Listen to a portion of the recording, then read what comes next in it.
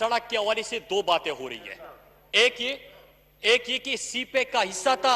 जनाब स्पीकर, जनाब बात करने थे, मैं कोई आपकी पूरा मौका दें जी बोलने का, आपस में बर्दाश्त के साथ, तहम्मुल के साथ बातें सुने। जी स्पीकर साहब, पहली बात इन्होंने ये की कि 2016-17 में इनका आखिरी साल का पीएचडीपी आपके सामने रखता हूं इनकी तरफ से, और ये मैं कम्युनिकेशन मिनिस्ट्री और एनएचए का पूरा रिकॉर्ड लेके आया कि दो चीजें जो हो रही है, और रिकॉर्ड मैं आपको भी दे रहता हूं और इनको भी दे रहता हूं, कि ये बात हो रही थी कि ये मोटरवे था, नंबर 2 कि ये सीपेक में शामिल था। क्योंकि पिछले साल जब मैं जेसीसी में गया तो मेरी तरफ से जो रिकमेंडेशन दी गई थी वो चकदरा चतराल में खुद दे चुका हूं स्पीकर साहब। तो 2016 में इन्होंने कैसे सीपेक में शामिल कर दिया था? अभी भी सीपेक में शामिल नहीं है, रिकमेंडेशन गई है और मुराद सईद के सिग्नेचर से गई है स्पीकर साहब। दूसरी बात, और मैं लेके आया हूं स्पीकर साहब अपने पास, दूसरी बात स्पीकर साहब, इन्होंने कहा कि हमने यहां पे मोटरवेज की मैंने बात की थी, इनकी तरफ से ये आखिरी साल का पीएचडीपी है, पीएचडीपी नंबर 118, मैं कम्युनिकेशन डिवीजन की बात कर रहा हूं, इसमें ये वाइडनिंग है इस सड़क की, और इन्होंने कहा कि हमने निकाला है ये 2021 की पीएचडीपी है और इसमें 104 नंबर पे चकदरा चतराल शामिल है स्पीकर साहब। ये दोनों मैं आपके हवाले कर देता हूं। अब मैं आता हूं स्पीकर साहब, इन्होंने सीपेक के हवाले से भी बात की और इनके इल्जामात के ऊपर भी मैं आता हूं, और पूरी मैं तफसीलात आज ऐवान के सामने, अल्लाह ने मौका दिया कि मैं ऐवान के सामने भी रखूं। स्पीकर साहब, पहली बात ये कि हम अपोजिशन में थे, क्या वजह थी कि परवेज खटक उठते हैं और वो कहते हैं कि हम आपको यहां पे कोई इजाजत भी नहीं देंगे अगर आप हमारे सूबे को इग्नोर करेंगे?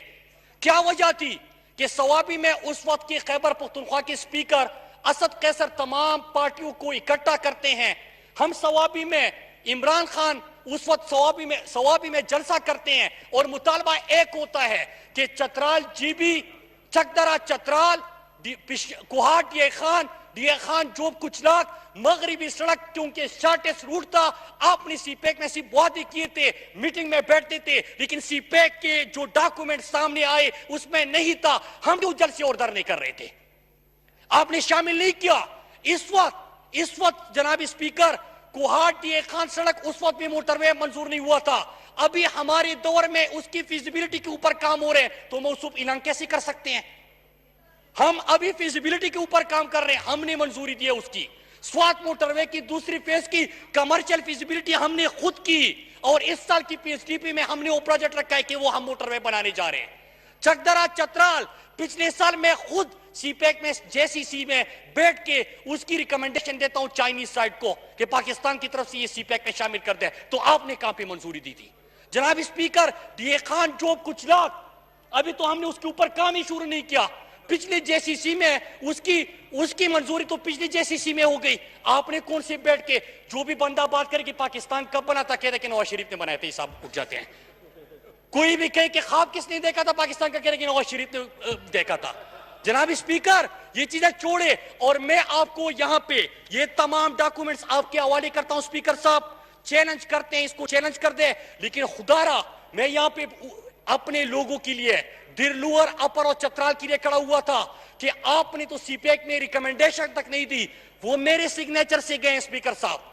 हमने क्वाट ये खान की फिजिबिलिटी बना दी, पूरा गिलगित से लेके मगरिबी रूट, हमारे पसमानदा जुनूबी अजला, फिर बलूचिस्तान की सड़कें, ये तमाम कौन कर रहे हैं? हमारे दौर में हो रहा है। अगर मैं आपकी तरह फीते नहीं काटता, रोजाना फीते काट के, क्योंकि ये मेरे पैसे से थोड़े बन रहे हैं स्पीकर साहब। 2 साल इनके आखिरी और 2 साल हमारे आखिरी पहले हमने क्या किया स्पीकर साहब?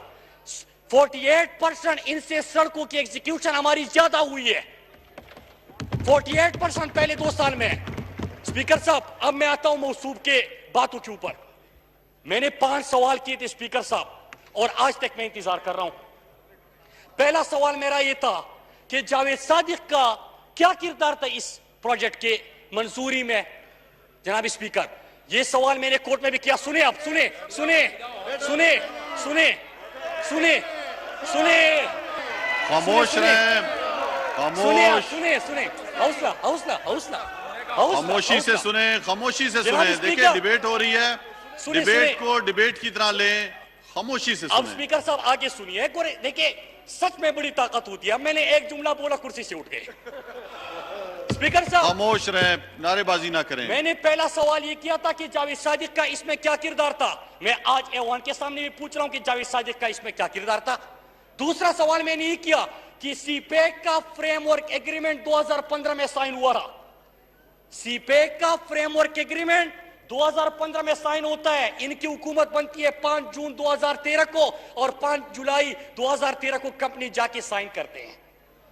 2015 में सीपेक एग्रीमेंट आ रहा है, 2015 में टेंडर होना है, 2013 में कंपनी के साथ साइन करके एग्रीमेंट दे दिया, एमओयू कर लिया।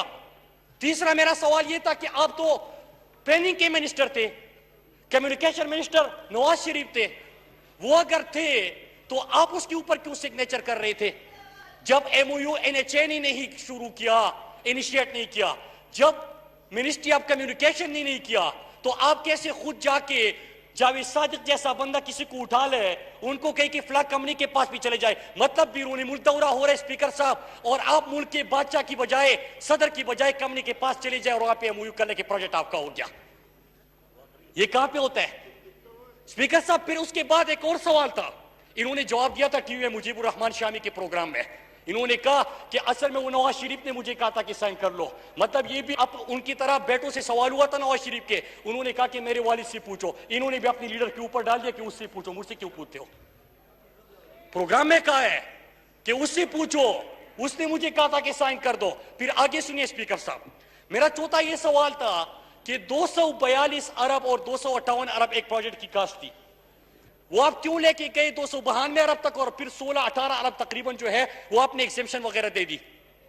मैंने ये सवाल किया था, मैंने पूछा था ये 50 अरब किधर गए? स्पीकर साहब, इन्होंने मेरे ऊपर डिफेमेशन का केस किया और ये सोच रहे थे कि मुराद भाग जाएगा।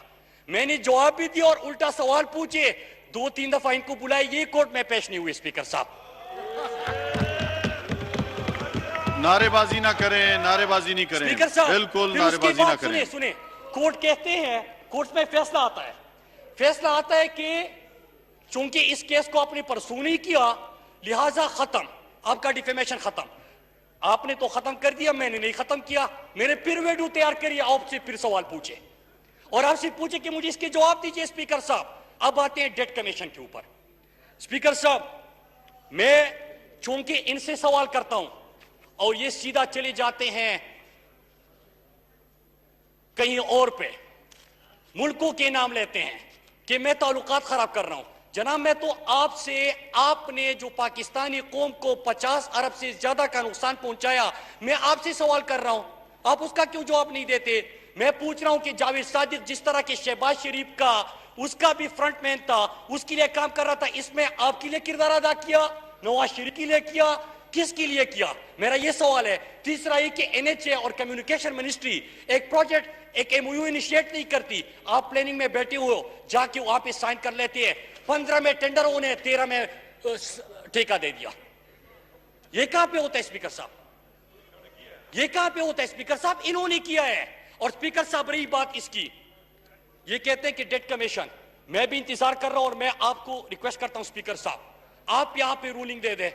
आप पूछ ले कि जो डेट कमीशन ने गवाहान सामने पेश हुए थे, मुझे इंफॉर्मेशन है, मुझे ये भी इंफॉर्मेशन है कि कंपनी ने क्या जावेद सादिक का नाम वहां पे पुकारा है कि नहीं पुकारा। मुझे ये भी इंफॉर्मेशन है कि $15 मिलियन उस प्रोजेक्ट में किसको मिले हैं। मुझे ये भी इंफॉर्मेशन है कि पाकिस्तान को कितना नुकसान पहुंचाया गया। स्पीकर साहब, लेकिन रिटर्न रिपोर्ट के लिए मैं रिक्वेस्ट करूंगा, क्योंकि मुझे इंफॉर्मेशन है, मेरे पास रिपोर्ट नहीं है, रिपोर्ट लेके आए ताकि आपके डेट कमीशन में जिस तरह रोजाना आप तकरीरें करते हैं, कौम को पता चल जाए कि किस तरह आपने कौम के साथ ज्यादती की। आखिरी बात स्पीकर साहब, एक और चीज की गई कि हमने बड़े मोटरवेज मंजूर किए थे, कोई भी सड़क का नाम ले लो, मौसूफ कहते हैं कि हमने मंजूर कर दिया था।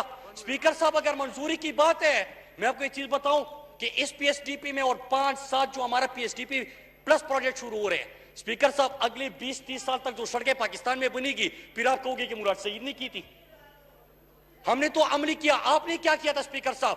डीआई खान में इंटरनेशनल एयरपोर्ट बनेगा, कोहाट में इंटरनेशनल एयरपोर्ट बनेगा, ये 50 अरब का आपका हुआ, लुटा दिया आपके ऊपर, लुटा दिए। ये बनू गए स्पीकर साहब। बनू गए, बनू में कहा कि यहां पे इंटरनेशनल एयरपोर्ट बनेगा, फिर स्वात चले गए स्पीकर साहब, और वो मंजर मैं नहीं भूलता।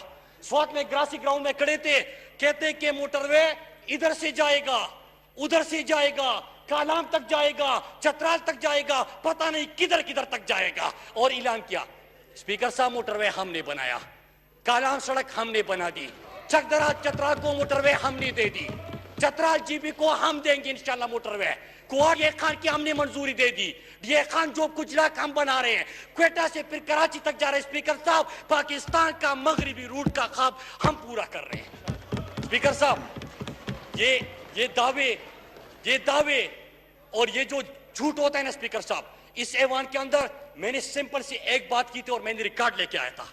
आप यहाँ पे खड़े होके जिस तरह के रोजाना बाहर जाके प्रेस कॉन्फ्रेंस करते हैं, उन लोगों के सामने करे जो आपका जवाब नहीं दे सकता, उन लोगों के सामने करे जो आपके झूठ नहीं पकड़ सकता। मैंने आपके मुंह पे आपका झूठ पकड़ा, आप कोर्ट से भाग गए थे। मैं फिर आपको कहता हूं कि कोर्ट नहीं, हाई कोर्ट छोड़े, सुप्रीम कोर्ट आ जाए, मैं आपका सामना करूंगा और मैं साबित करूंगा कि किस तरह आपने मेरे मुल्क के अरबों रुपए को नुकसान पहुंचाया था। स्पीकर साहब सिर्फ ये नहीं, सुनिए आखिरी सुनिए स्पीकर साहब, अब मौसूफ ने एक बात की कि मेरे ऊपर इल्जाम लगाया था, अल्लाह के नाम है। स्पीकर साहब डरे अल्लाह से। मैंने सिर्फ ये नहीं, इनके भाई को जो पाकिस्तानी कौम का पैसा उनके ऊपर लुटाया गया, मैंने इनके ऊपर भी नैब में केसेस किए हैं, मैंने वो भी दिए हैं। स्पीकर साहब मैं इस तरह पीठ पीछे से वार नहीं करता, झूठ नहीं बोलता, आपके सामने कह रहा हूं कि जिस तरह शहबाज शरीफ ने आपके भाई को बुलाया, पहले टास्क फोर्स का चेयरमैन लगाया, वो चेयरमैन का टास्क फोर्स का नोटिफिकेशन भी मैंने निकलवाया, और फिर कहते हैं कि हार्टिकल्चर के ठेके देने हैं। किसको देने हैं स्पीकर साहब? कोई टेंडर नहीं, कोई यहाँ पे कोई उसकी भूली नहीं, कोई प्रोसेस नहीं, कोई पेपरा नहीं। शहबाज शरीफ के मिनट पे मेरे सामने मैंने केस में दिए हैं कि वो कहते हैं कि लुटा दो इनको, ऊपर इनको दे दो। ये खिदमत कर रहे थे स्पीकर साहब उनकी, ये खिदमत करते हैं। इसलिए क्या होता है स्पीकर साहब कि खुद भी ये मैं कभी कभार सोचता हूं स्पीकर साहब, अभी जिस तरह जज्बाती हो कि यहाँ पे आ गए कि रिकॉर्ड नहीं होगा, मैं रिकॉर्ड हमेशा फिंगर टिप्स पे याद रखता हूं। स्पीकर साहब ये मैं हमेशा सोचता हूं स्पीकर साहब कि क्या वजह है कि अगर एक बंदे ने अपने लिए इतनी बड़ी बड़ी जायदादें बनाई हुई है, तो मैं तो उसकी कब्र में नहीं जाऊंगा। मैं क्यों उनको सपोर्ट कर रहा हूं, या कोई और उनको क्यों सपोर्ट करेगा? कि अगर उनकी करप्शन के केसेस है तो वो जवाब दे। मैं इसके ऊपर सोचता था, मैं हमेशा पानामा केस को देख के भी सोचता था कि यार कैसे लोग होते हैं कि लूटा किसी और ने है, उनके बच्चों को नवाजा है, बाहर जायदादें बनाई है, और यहाँ पे आके ये अपने कब्र में जाएगा। अपने बच्चों का मुस्तकबिल क्यों तबाह करते हैं? स्पीकर साहब बाद में पता चला कि शरीफ कोई इस तरह नहीं होता, टाई और सूट लगा के यहाँ पे आ जाते हैं, 2-3 अल्फाज अंग्रेजी के बोल लेते हैं और इस तरह बड़ा खुद को अरस्तु समझने लगते हैं कि मैं ठीक हूं। स्पीकर साहब हकीकत ये है कि भाई को ठेके नवाजे गए, रिकॉर्ड है, केस में दे चुका हूं। और रही बात ये कि मुल्तान शक्कर में अगर 1 रुपए की चोरी हुई, स्पीकर साहब क्या नेब में ये केस नहीं चल रहा? क्या ये मैंने बनाया है? नेब में केस तो मेरे दौर से पहले बन चुका था, आपकी हुकूमत थी, ये चीज नेब में चली गई थी। ये केस जब मैंने पहली प्रेजेंटेशन ली, मैंने तो ये FIA को ये केस भेजा था, मुझे तो वहां से पता चला कि इन्हें में भी केस चल रहा है, वहां पे जाके आप जवाब दे दे। और मैं कहता हूं कि सुप्रीम कोर्ट लेके चले स्पीकर साहब।